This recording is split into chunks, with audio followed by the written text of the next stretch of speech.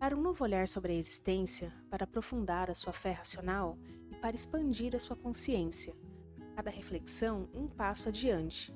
Cada entendimento, mais amor e caridade. Este é o convite do Pense Nisso. Deixe a doutrina espírita transformar a sua jornada. Se você gostar do nosso programa, curta e compartilha e nos siga em nossas redes sociais.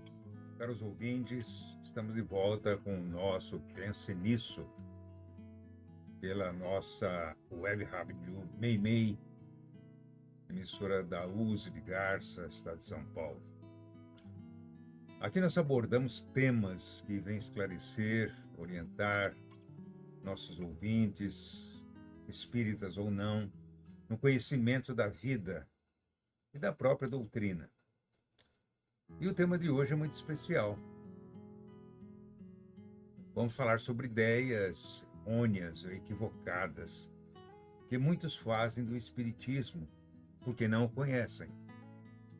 Pedimos a vocês que prestem bem atenção nesses itens, em torno de 30 que vamos apresentar, para o seu esclarecimento sobre o Espiritismo.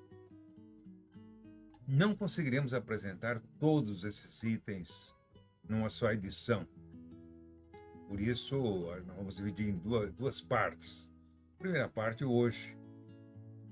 Desse modo, nós nos apresentaremos hoje a primeira parte, respeitando o tempo que a emissora tem disponível. Então, nós vamos começar. Preste bem atenção. A doutrina espírita não tem hierarquia, ela não tem sacerdotes, não tem mestres. Todas as pessoas que integram as fileiras espíritas, na verdade, são aprendizes. Mesmo aqueles que estudam, mesmo aqueles que fazem palestras, mesmo aqueles que escrevem livros, são aprendizes. Porque a doutrina é muito ampla e ela vai se fazendo com o tempo, através do tempo. Como diz Kardec, ela é progressista, ele progride, vai acompanhando o desenrolar dos conhecimentos da humanidade. Então nós somos apenas veiculadores das ideias. Por isso, como no meio espírita não exigem títulos, não exige formação acadêmica de ninguém, existem certas distorções ou falsos entendimentos em relação à doutrina. E tais distorções devem existir com mais forte razão fora das fileiras espíritas, fora do centro espírita. Aqueles que não têm contato quase nenhum com o espiritismo. E nesta crônica nós vamos enumerar algumas dessas confusões. Podemos chamar de confusões generalizadas que coletamos de vários companheiros e várias outras pessoas ao longo da nossa vivência na doutrina, que julgamos oportunas como ponto de reflexão para todos que buscam no Espiritismo a fonte da verdade. Desse modo, caros ouvintes, vamos dizer a vocês o que não é certo, o que não é correto. Não é correto confundir Espiritismo com mediunidade. Nem todo médium é espírita, caros ouvintes. Assim como nem toda atividade espírita é mediúnica, no sentido estrito da palavra. O centro espírita tem inúmeras atividades. E existem médiuns fora da doutrina que muitas vezes falam em nome da doutrina espírita para adquirirem autoridade. Mas se elas não estiverem vinculadas a um centro espírita, tome cuidado. Tome cuidado. Se não estiver vinculado ao movimento espírita em geral, tome cuidado.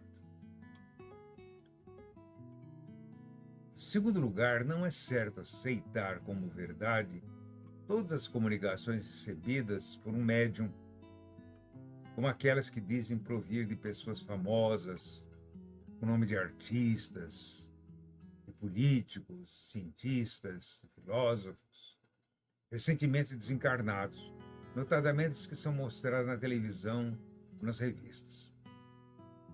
Não queremos dizer que todas elas são falsas, mas a probabilidade de uma dessas mensagens ser falsa é sempre grande, quando não é veiculada através de um centro. Porque aí vocês vão ver qual é o papel do centro espírita, inclusive a fim de poder escolher, passar por um crivo essas comunicações. A emoção quase sempre tolhe o raciocínio. Quem lê uma mensagem é levado pela emoção, nem sempre pela razão. E sem o uso da razão e do bom senso, não é possível distinguir o verdadeiro do falso. Em terceiro lugar, também não é certo achar que os espíritos sabem tudo. Eles podem dar qualquer resposta para qualquer pergunta, só porque são espíritos. Os espíritos, meus amigos, são apenas, tão somente, os seres humanos desencarnados.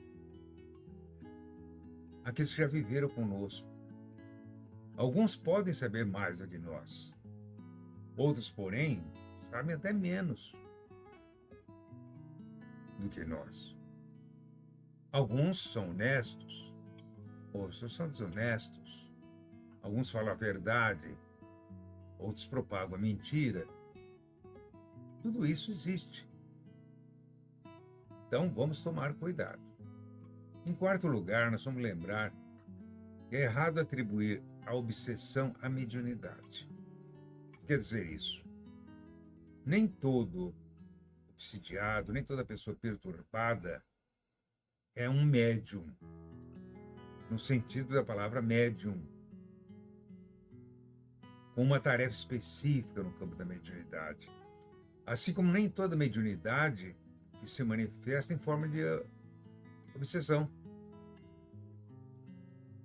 Temos que ter o bom senso para fazer diferenciar as coisas, conhecer a raiz, a origem de tudo. Então não é simplesmente dizer, não, essa pessoa aí que está perturbada porque é médium. Isso não é verdade. Até pode ser que ela seja um médium. Mas em alguns, muito poucos casos.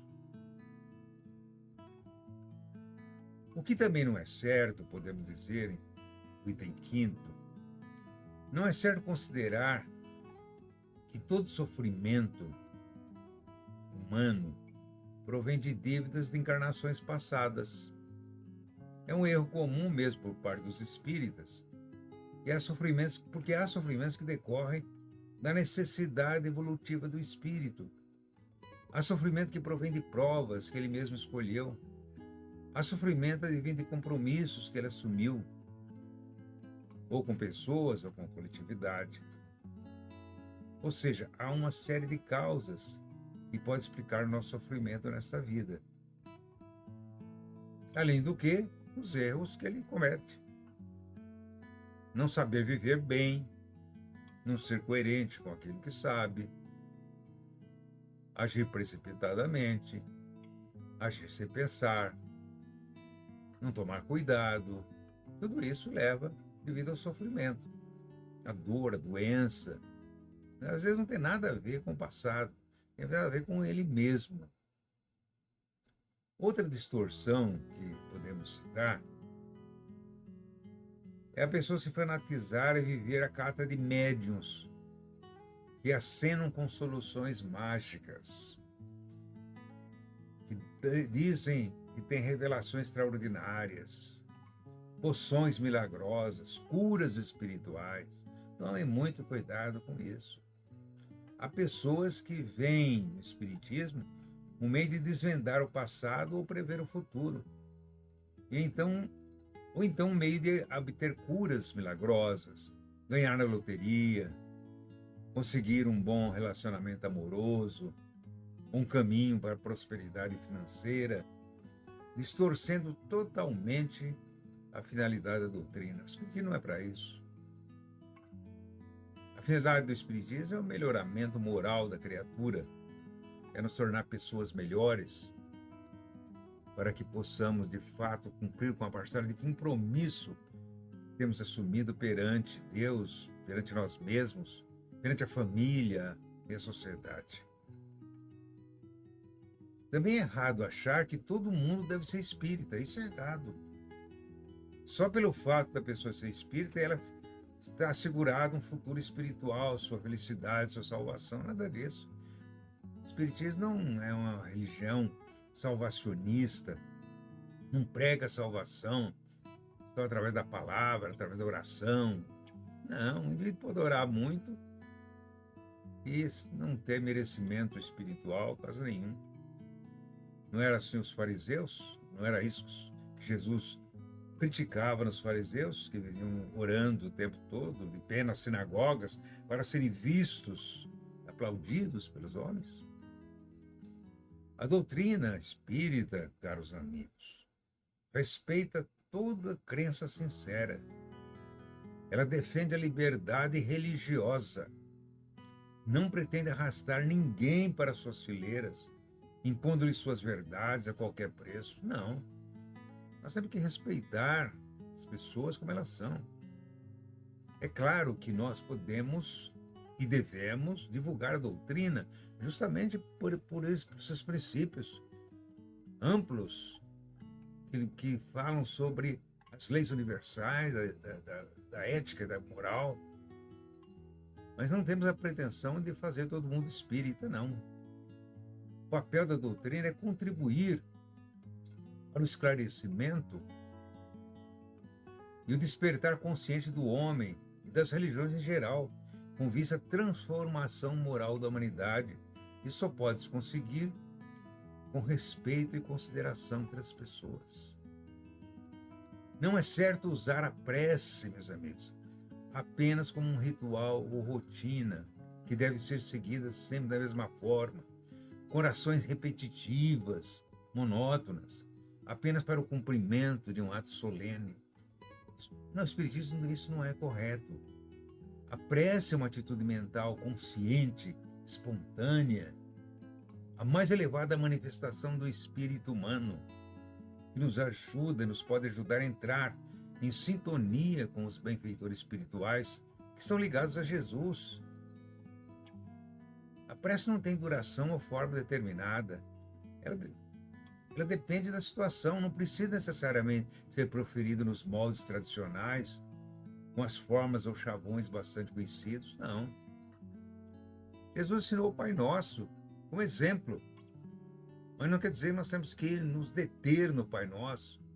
Podemos fazer uma prece de nossa maneira, com as nossas palavras, que vale muito mais do que uma prece apenas decorada, que não passa pela nossa reflexão, pelo nosso raciocínio, pelo nosso sentimento. O que também não é certo? Não é certo se preocupar com revelar as reencarnações das pessoas como forma de impressioná-las, de alimentar a vaidade, fortalecer o seu sentimento de culpa pelo suposto mal praticado ou mesmo de convencê-las sobre a verdade espírita. O esquecimento do passado é uma necessidade de todos. Só excepcionalmente, no caso de extrema necessidade, algum lance do passado poderia ser revelado espontaneamente, até numa sessão espírita. Mas isso são coisas esporádicas. Além do mais, quando acontecem revelações de erros do passado, essas revelações só devem servir para estimular a responsabilidade e não o sentimento de culpa. Vejam bem, não o sentimento de culpa. Na história do cristianismo, vemos o terrível efeito da culpa em Judas Iscariotes, que se matou, enquanto vemos a responsabilidade pelo erro cometido em Pedro, em Paulo de Tarso. Continuou trabalhando, os dois foram trabalhar pela causa de Jesus. Os espíritas não devem fazer revelações chocantes a pessoas doentes ou emocionalmente fragilizadas, dizendo, por exemplo, que estão sendo assediadas por espíritos maléficos ou trevosos, que elas têm um futuro difícil pela frente, ou querer forçá-la a frequentar o centro e desenvolver a mediunidade, entre aspas, ameaçando com obsessão, loucura, caso não faça. Todas as pessoas, caros ouvintes, principalmente as mais necessitadas, precisam de palavras de reconforto, de esperança e não de ameaças. Os espíritas não devem fanatizar-se por profecias espetaculosas, apelativas de grande efeito emocional, a chamada profecia maia, que criaram aí para o ano 2012, ou muitas profecias que criaram para o ano 2000. Nada disso. Notadamente aquelas que costumam prever desastres, calamidades, guerras, terremotos, fim do mundo, apocalipse, coisa semelhante. Nós não podemos criar confusão, o medo, o terror na mente das pessoas. Não temos esse direito. A revelação espírita é boa ou não tem a revelação. O espírito tem que respeitar o ser humano como ele quer ser respeitado. Mais do que respeitar, ele precisa amar as pessoas como irmãos, fraternos, como Jesus ensinou. Não se deve confiar cegamente num único médium ou num único espírito, num único expositor ou num único escritor, seja ele quem for, como fonte infalível da verdade. Allan Kardec enfatiza a necessidade de se confrontar, de se analisar, de se discutir informações, principalmente recebida por via mediúnica quando se trata de novidades. A razão ilumina o caminho da fé, e se ninguém é dono da verdade, nós também não o somos. O próprio Kardec pede que as ideias dele, aquelas que eram deles e não dos espíritos, fossem discutidas, fossem questionadas. E ele questionou os espíritos, muito, até o chamado espírito da verdade, porque ele não podia aceitar uma coisa que ele não podia compreender. Engana-se, caro ouvinte, quem acha que os obsessores só se afastam do obsidiado por meio de doutrinações, em sessões mediúnicas especializadas. Até essa palavra doutrinação está fora de moda. Nós não doutrinamos ninguém. Nós procuramos esclarecer, no máximo orientar. E os espíritos são livres para aceitar ou não as nossas ideias, de maneira que não são doutrinados, nós não fazemos a cabeça de ninguém. Allan Kardec afirma que a forma mais eficaz de nos vermos livres da obsessão é uma só: é melhorando a nossa própria conduta, as nossas atitudes do dia a dia perante a vida, perante nossos irmãos com quem convivemos. Conforme lemos no Livro dos Espíritos e no Evangelho segundo o Espiritismo, está muito claro lá. Em geral, é mais fácil mudar o obsidiado que está encarnado do que conseguir alguma coisa do espírito obsessor que nós não conhecemos, nós não vemos. Ele se comunica através dos médiuns, mas nós não vemos. Então é muito mais fácil você trabalhar quem está obsidiado, procurando mudar as suas ideias, melhorar as suas atitudes, esclarecê-lo, fazer com que ele se liberte de certos medos, de certas inseguranças, de certas ideias maléficas que atormentam a sua mente. É isso que devemos fazer. Não é certo considerar os obsessores como espíritos maléficos ou demoníacos. Na verdade, todos podemos desempenhar o papel de obsessor na vida, quando perseguimos ou fazemos um mal a alguém. Na maioria das vezes, os obsessores são espíritos como nós, apenas adversários do obsidiado, por não conseguirem perdoá-los ante o mal que o obsidiado lhes fez no passado ou que ainda continuam fazendo. Só isso. E por fim, no programa de hoje, por exemplo, conseguir prosseguir no próximo, Não se recomenda fazer orações decoradas, como já falamos, e repetitivas, reuniões mediúnicas, já foi falado isso. A forma da prece está no pensamento, isso é no sentimento das pessoas que a proferem, como ensinou Jesus. Que é tanto mais autêntico quanto mais pessoal for a manifestação. Veja, por exemplo, quando Jesus dá o exemplo daquela parábola do fariseu e do publicano que foram ao templo. Veja como eles oraram. Veja como o fariseu orou. Veja como o publicano orou. O que valeu? Quem foi justificado? Vai lá o Evangelho. De preferência, a prece deve ser proferida em silêncio, com as próprias palavras, para evitar o automatismo das meras repetições. Não estamos destruindo, estamos tentando reconstruir ideias para que elas não acabem contaminando o conhecimento que se tem do Espiritismo. Há muita coisa que se acredita do Espiritismo que não é verdade. E há muita coisa que é verdade que não se sabe. No próximo programa, Pense Nisso, nós daremos continuidade na enumeração dos equívocos que existem e persistem em relação ao Espiritismo. Hoje nós citamos 15 equívocos. No próximo vamos citar mais 15. Vocês não devem perder. Pedimos que ouça, que preste atenção, que faça comentário e que nos critique. É muito importante a gente ser criticado. Porque não somos donos da verdade, não. Como vocês, estamos procurando a verdade. Ninguém é dono da verdade no mundo. O que é a verdade? Pilatos pergunta para Jesus. Jesus se calou. O que é a verdade para nós, caros amigos? Muito obrigado pela sua atenção e até a próxima oportunidade. Que Deus o abençoe. Chegou a hora de encerrar mais um Pense Nisso com José Benevides Cavalcante. Em cada questão, uma resposta. Um novo tema te espera na próxima terça, às 9 da manhã. Se você perdeu o programa, as reprises vão ao ar às 15 e às 21 horas e você pode nos ouvir a qualquer momento em www.radiomeimei.com.br.